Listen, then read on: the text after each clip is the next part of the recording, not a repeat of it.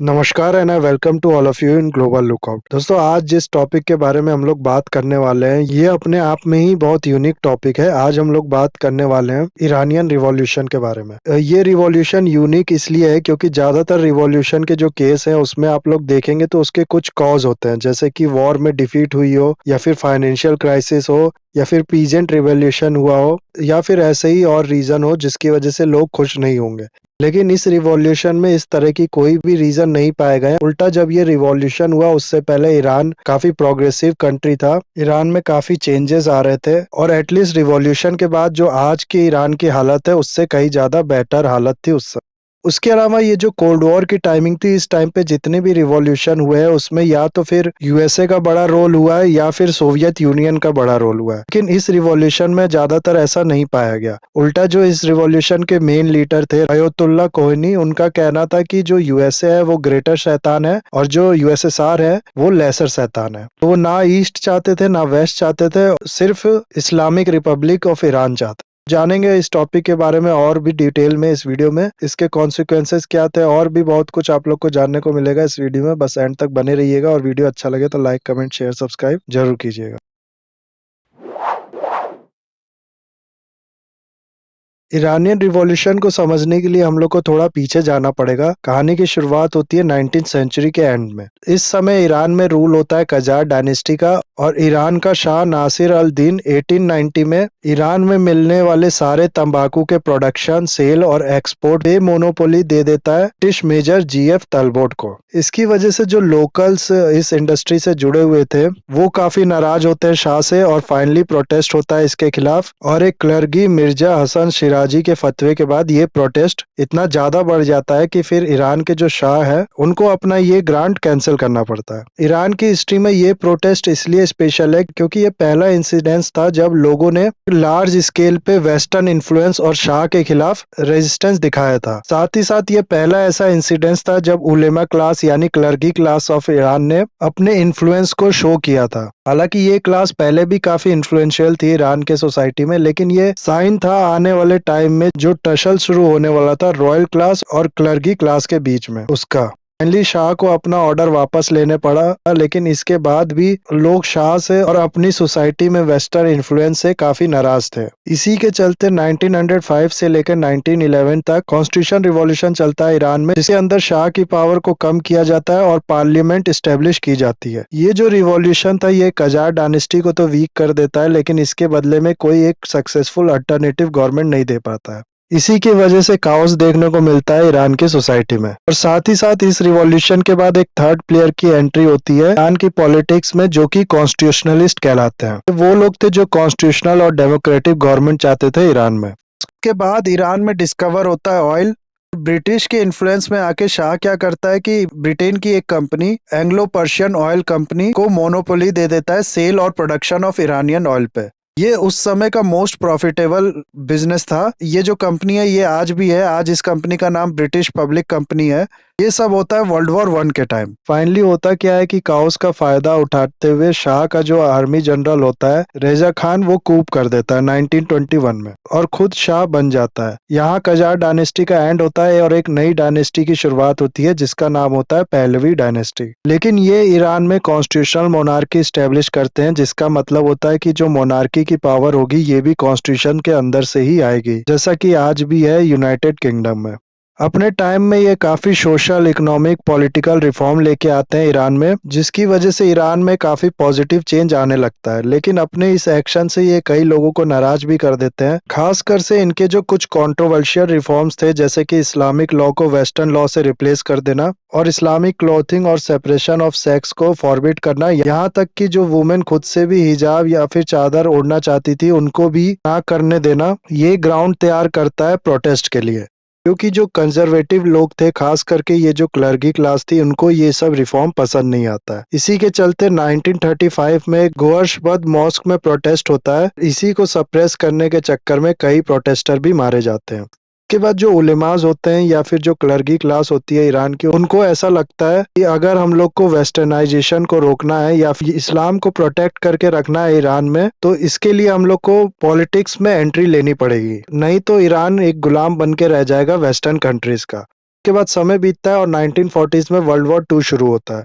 1941 में ब्रिटिश और Soviet troop invade करते हैं ईरान को, क्योंकि उनको लगता है कि जो शाह है रेजा खान, ये ज्यादा क्लोज है नाजी जर्मनी के। इसीलिए ये दोनों मिलकर ये इन्वेजन करते हैं और इसको ऑपरेशन काउंटेनेंस का नाम दिया जाता है। और फिर इसके बाद रेजा खान को हटा दिया जाता है और उनके बेटे मोहम्मद रेजा पहलवी को नया शाह बनाया जाता है ईरान का। फिर वर्ल्ड वॉर 2 खत्म होता है और कोल्ड वॉर शुरू होता है। कोल्ड वॉर को एक तरह से आप लोग समझ लो कि वॉर बिटवीन नेशनलाइजेशन और प्राइवेट प्रॉपर्टी है। हम लोग देखते हैं कि 1953 में जो पीएम होते हैं ईरान के, मोहम्मद मोसादेक, वो एंग्लो ईरानियन ऑयल कंपनी को नेशनलाइज कर देते हैं। जैसा कि मैंने आपको बताया कि इस समय जो लोग थे ईरान के, वो भी काफी ज्यादा नाराज थे वेस्टर्नाइजेशन के। उनका भी मानना था कि ये जो वेस्ट की कंट्रीज है वो हमारे रिसोर्सेज को एक्सप्लॉइट कर रही हैं और सारा प्रॉफिट उनके पास जा रहा है। तो इस एक्शन के बाद मोहम्मद मोसादेक भी नेशनल हीरो बन जाते हैं ईरान के। लेकिन ब्रिटेन को जाहिर सी बात है ये पसंद नहीं आता है। वो हेल्प मांगते हैं अमेरिका से इसके खिलाफ। इस समय जो यूएसए के प्रेसिडेंट होते हैं उनका नाम होता है हैरी एस ट्रूमैन। वो थोड़ा सिंपैथेटिक होते हैं इस तरह के नेशनलिस्ट मूवमेंट के, इसलिए वो इस समय ब्रिटेन की हेल्प करने से मना कर देते हैं। फिर 1952 में यूएसए में इलेक्शन होता है और नए प्रेसिडेंट यूएसए के बनते हैं ड्वाइट डी आइशोवर। इनको और सीआईए को इस समय डर रहता है कि अगर ईरान को नहीं रोका गया तो वो चाइना की तरह सोवियत और कम्युनिस्ट इन्फ्लुएंस में चला जाएगा। इसलिए 1953 में वो ब्रिटेन को ईरान के खिलाफ हेल्प करने के लिए तैयार हो जाते हैं। उसके बाद MI6 और सीआईए मिलके एक प्लान बनाता है जिसके अंदर ये पावर जो है वो प्राइम मिनिस्टर से छीन के दोबारा शाह को देने के लिए कहते हैं, जो कि बहुत क्लोज होता है इन लोग के। इस चीज को ये लोग नाम देते हैं ऑपरेशन एजेक्स। ये ऑपरेशन सक्सेसफुल होता है और दोबारा शाह का रिजाइम स्टेब्लिश हो जाता है। दोबारा शाह का रिजाइम स्टेब्लिश होने के बाद ऑटोक्रेसी, मॉडर्नाइजेशन, वेस्टर्नाइजेशन देखने को मिलता है ईरान में। शाह यानी मोहम्मद रेजा पहलवी क्या करते हैं कि ये लैंड रिफॉर्म इंट्रोड्यूस करते हैं ईरान में। साथ ही साथ ये वुमेन्स को वोटिंग राइट दे देते हैं। इंडस्ट्रियल वर्कर्स के लिए प्रॉफिट शेयरिंग स्कीम लेके आते हैं। इनको लगता है कि ऐसा करने से क्या होगा कि जो पीजेंट क्लास है, जो गरीब तबके के लोग, वो मेरे को सपोर्ट करने लगेंगे और एक सपोर्टिंग बेस क्रिएट होगा शाह के लिए। इस चीज को नाम दिया जाता है व्हाइट रिवॉल्यूशन और 1963 से 1978 तक ये रिफॉर्म किए जाते हैं। लेकिन जैसा इनका मानना था कि जो पीजेंट और वर्कर क्लास है ये सपोर्ट करेंगे, ऐसा होता नहीं है। और उल्टा इस रिफॉर्म की वजह से जो थियोलॉजिस्ट क्लास होती है या फिर जो एंटी रिफॉर्मिस्ट क्लास होती है, वो क्लास जो कॉन्स्टिट्यूशनलिस्ट होती है, वो इनके खिलाफ हो जाती है।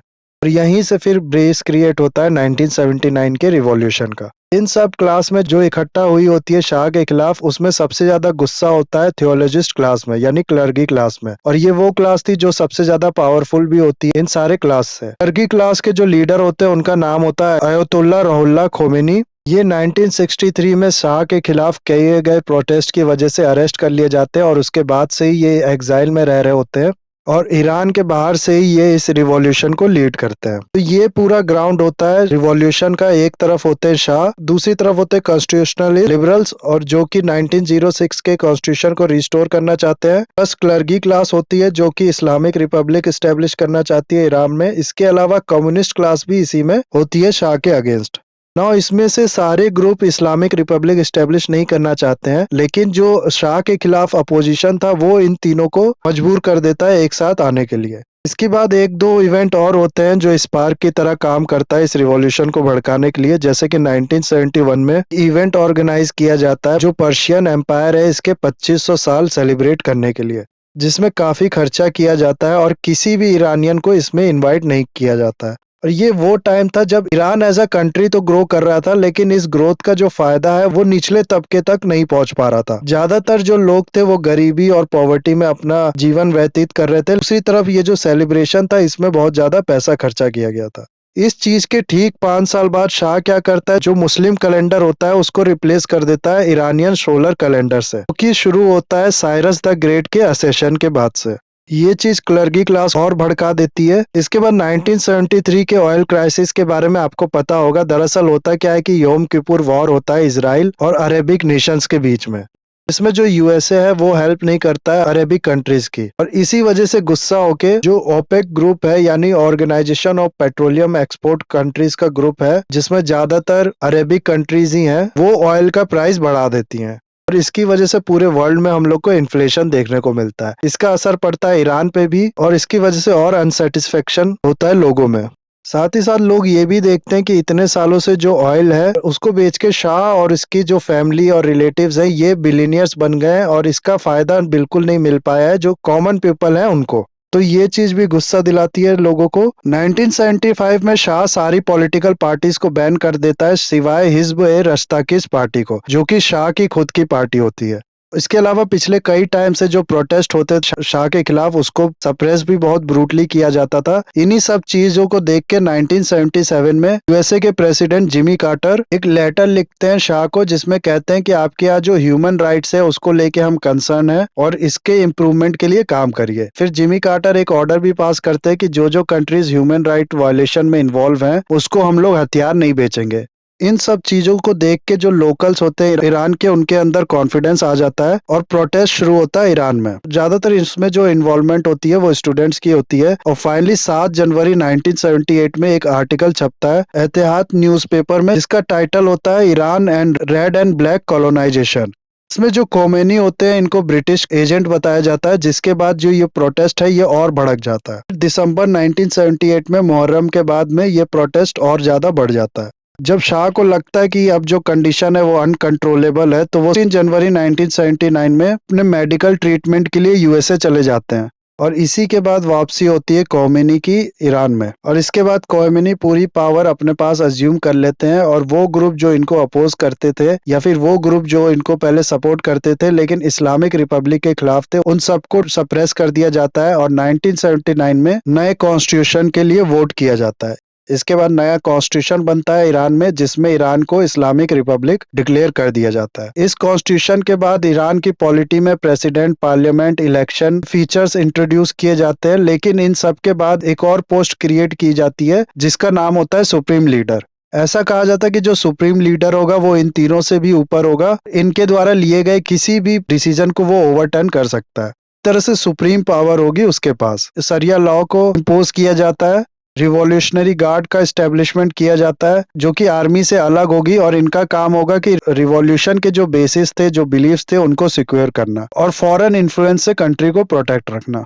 फाइनली रिवॉल्यूशन तो यहाँ पर खत्म हो जाता है लेकिन इसके बाद कई इवेंट ऐसे होते हैं वर्ल्ड में जो कहीं ना कहीं इससे कनेक्टेड होते हैं। जैसे कि अमेरिकन एम्बेसी का हॉस्टेज क्राइसिस क्रिएट होता है 1979 में ईरान में। फिर ईरान इराक वॉर होता है 1980 और 88 में जिसके रूट भी इसी में शामिल है। आज जो प्रोटेस्ट चल रहे हैं ईरान में हिजाब को लेके वो भी कहीं ना कहीं इसी से जुड़ा हुआ है क्योंकि इस रिवॉल्यूशन से पहले जो शरिया लॉ था वो ईरान में नहीं था। वुमेन्स फ्री थी, वो जैसे क्लोथ्स पहनना चाहे पहन सकती थी, उनको फ्रीडम थी। ये था पूरा स्टोरी गाइस ईरानियन रिवॉल्यूशन के बारे में। आई होप ये वीडियो आपको अच्छा लगा होगा। इसे लाइक, कमेंट, शेयर, सब्सक्राइब जरूर कीजिएगा। That's all, have a nice day, take care.